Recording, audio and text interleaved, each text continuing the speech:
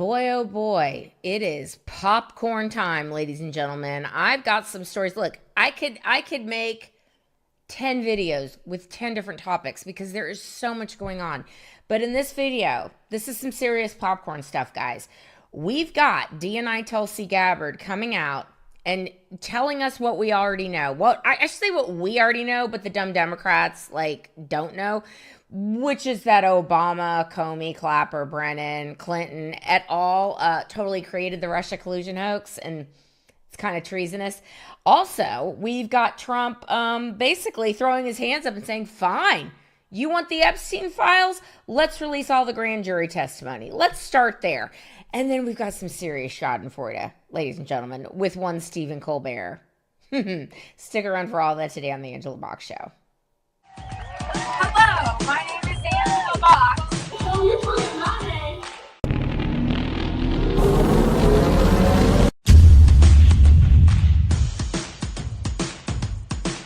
Okay, guys. We all knew this was hopefully coming. This is so monumental, what DNI Tulsi Gabbard has released over this past few days, that, the media is going to ignore it. And there's only so much they're going to be able to ignore, because essentially the media is part and parcel of the Russia collusion hoax. Obviously, we know that the media bought into the whole thing. They helped spread it. They knew it was a lie. And that's what I think we're going to come to find out, is not only did Obama, James Clapper, John Brennan, James Comey, Hillary Clinton, Joe Biden, etc., and the people in the Obama administration, not only did they invent the Russia collusion hoax, but they fed it to the media, and the media knew it was all a lie. They knew it was all a lie. So here's what DNI Gabbard said. She said that declassified Obama administration manufactured intelligence to push the fake Trump Russia collusion narrative. Now, the reason this is huge, it's huge for a lot of different reasons, but never forget the genesis of the Russia collusion hoax, the genesis of the Crossfire Hurricane investigation that targeted Trump and Trump world, the investigation that bankrupted innocent people, who they threw innocent people like Mike Flynn behind bars. They threw innocent people like Manafort behind bars. It was really, really bad. And Papadopoulos, Carter Page, all of it, right? It all started as an insurance policy. And the insurance policy we learned about in the Strzok page text messages, where basically Lisa Strzok was like, oh my God, Trump can't win, right? Can't win. Peter Strzok's like, don't worry, boo. Don't worry, honey. We remember everything we talked about in Andy's office, Andy McCabe, the insurance policy, and that's where it all started. And then it picked up steam after Hillary Clinton lost. And in the book, I've talked about this before, it's called Shattered. I thought I had it. It might be somewhere in the house. It's not on my bookcase.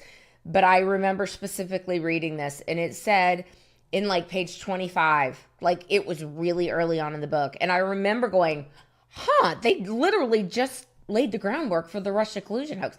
They basically said, yeah, Clinton decided that she was going to blame all this on Russia and that Trump was a Russian agent. They just put it in black and white. It's okay, interesting. So anyway, all that went on.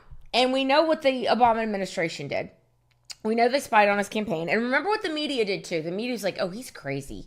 He is insane. And of course, Obama came out and said, this is a categorically false. This is a lie. This is part of the Russia collusion conspiracy. Anyway, here's what DNI Gabbard has come out with, and I'm reading from Breitbart, announcing that, quote, Americans will finally learn the truth about shady actions taken by senior officials in former Barack Obama's National Security Council, NSC.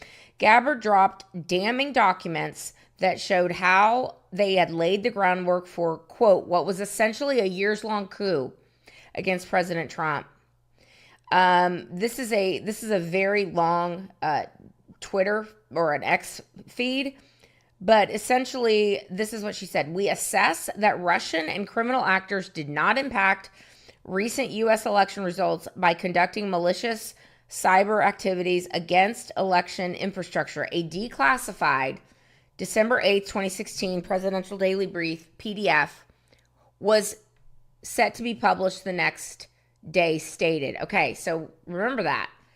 There was no Russian interference. So all this nonsense that they were trying to say, that they were trying to set up in the run-up to the 2016 election to lay the groundwork for why Hillary Clinton could have lost, because why wouldn't you want Hillary Clinton? She's amazing. That was all set up. And then the PDF came out, or the Presidential Daily Briefing came out and said, no, there was no interference from Russia. That's really stupid. Now, criminal activity also failed to reach the scale and sophistication necessary to change election outcomes. Okay, so that's what the briefing is saying, right? So then that briefing was not published the next day. It was set to be published on December 8th, 2016. It was not published. And here's what happened next. Declassification communications from the FBI stated that the PDB should not go forward until the Bureau had shared its concerns and drafted a dissent. So basically, come up with a cover story. Come up with your story as to why Trump won this election. And that is when, ladies and gentlemen, the Trump-Russia collusion hoax went skyward, okay? Obama knew it was a lie. Clinton knew it was a lie. Biden knew it was a lie. They all knew. They all knew it was a lie, and they pushed it anyway. This is nothing less than treason. This is nothing less than a seditious conspiracy. And Tulsi Gabbard is correct. And she said that she urges the DOJ to prosecute these people to the fullest extent of the law. Okay? That means Gitmo, you guys. That means these people are going to go to prison. That means that there is no statute of limitations for treason or seditious conspiracy, probably. It's going to be pretty interesting as we go forward with this, because what say you now, media, who was brought along hook, line, and sinker willingly, I might add, hook, line, and sinker into this nonsense? And what did you know and when did you know it, media outlets? Because that's what's going to be interesting too. So this story is just getting started, and I am here for it. Okay, the next story that is percolating. It's interesting how different movies, if you will, seem to be getting ready to be played all at the same time. But I digress. The Epstein files. Okay. Now, Trump came out again last week, and he said something very curious that made a lot of us scratch our head. And we're like, what are you saying? This is embarrassing at this point. He said that it's possible that these files, who were created by the same people that did the Trump-Russia collusion hoax and did a coup on the first Trump presidency, or the first Trump term, these are the same people who had the Epstein files, okay? So it's possible, Trump was saying, that maybe these have been manipulated, because he knows he's not in those files, okay? He knows he didn't do anything, but he's like, what if there's something in there that implicates him when he had nothing to do with it? Case in point, Rupert Murdoch and the Wall Street Journal. Enter these so-called journalists, okay?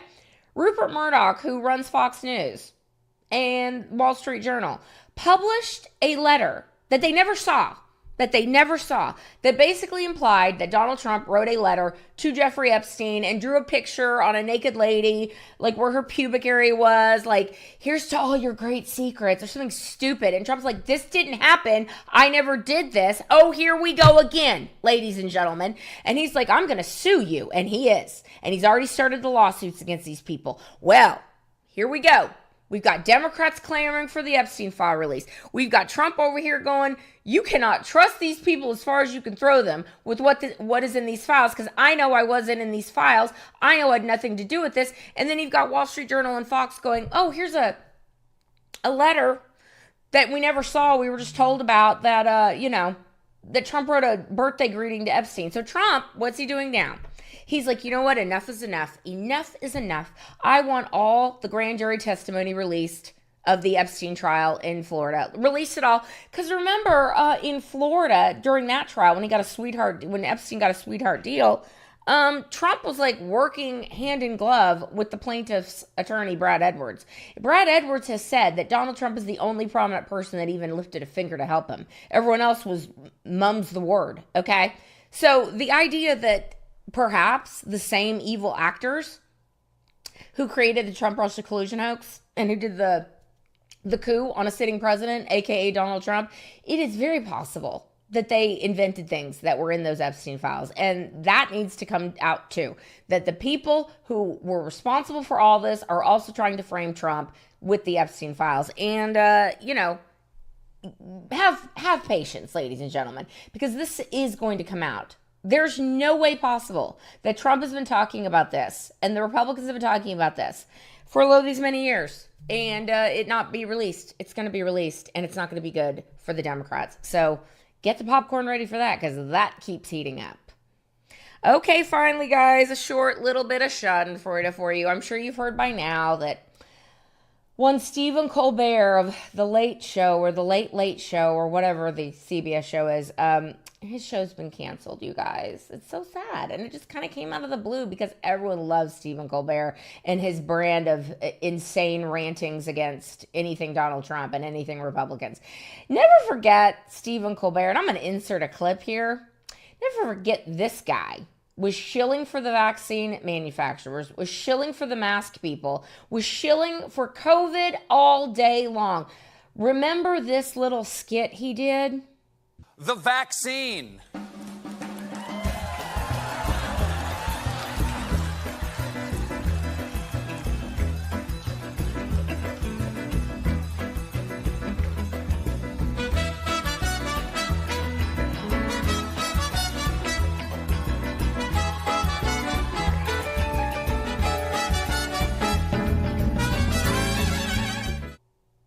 Yeah, so Stephen Colbert, you know, is very upset about losing his job. And CBS was like, listen, you know, he's irreplaceable. Like, there is nobody like Stephen Colbert. We're just going to be retiring the show altogether because nobody really watches it anymore. And people are getting their news from like YouTube now and X. So kind of a bifurcated market, which that is true. But also Stephen Colbert is a garbage human. And, you know, my former boss, I worked at the Man Show many years as a receptionist. Jimmy Kimmel, who didn't used to be crazy, but boy, has he lost his mind. He knows where his bread is buttered, doesn't he? He came to Stephen Colbert's defense, and he's like, FCBS for firing this wonderful person. And of course, now they're all like, oh, Trump had something to do with this. This has to do with Trump's lawsuit against CBS, which he just got a settlement from for $16 million. No, it doesn't. It has to do with the fact that he sucks, okay? It has to do with the fact that there's only a small segment of the population that want fire-breathing nonsense night after night after night after night.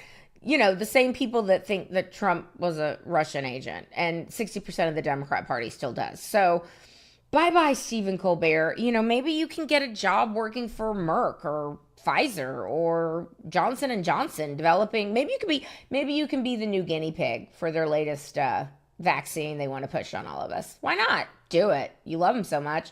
So I say good riddance to garbage human Stephen Colbert. So that's funny. All right, guys, that's where I'm going to leave this video. Let me know what you think down below, and I will see you in the next one. I will be done. Bye.